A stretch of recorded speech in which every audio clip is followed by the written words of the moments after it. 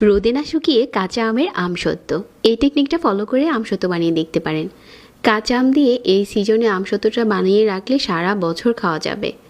1 কেজির মতো কাঁচা আম কেটে নিয়েছি, সাথে দিয়ে দিচ্ছি 1 কাপ পানি। ঢাকনা দিয়ে ঢেকে একটু ভালো করে জাল করে নিচ্ছি। আমটা যখন পুরোপুরি গলে গেছে, স্ট্রেনারে নিয়ে ছেঁকে নিচ্ছি। মসৃণ একটা আমের পিউরি পাওয়ার পর এখানে দিয়ে দিচ্ছি 1 কাপ চিনি। চিনিটা ভালো করে মিশিয়ে নিয়েছি।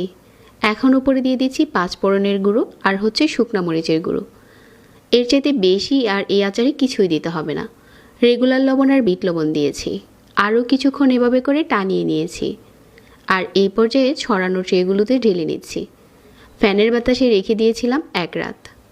তারপর এই আমসত্ত্বটা শুকিয়ে গেছে। রোদ ছাড়া আপনিও চাইলে এই আমসত্ত্বটা বানাতে পারবেন। একটু পাতলা করে বানালেই ফ্যানের বাতাসেই শুকিয়ে যায়। এখন আপনার পছন্দ মতো স্লাইস করে কেটে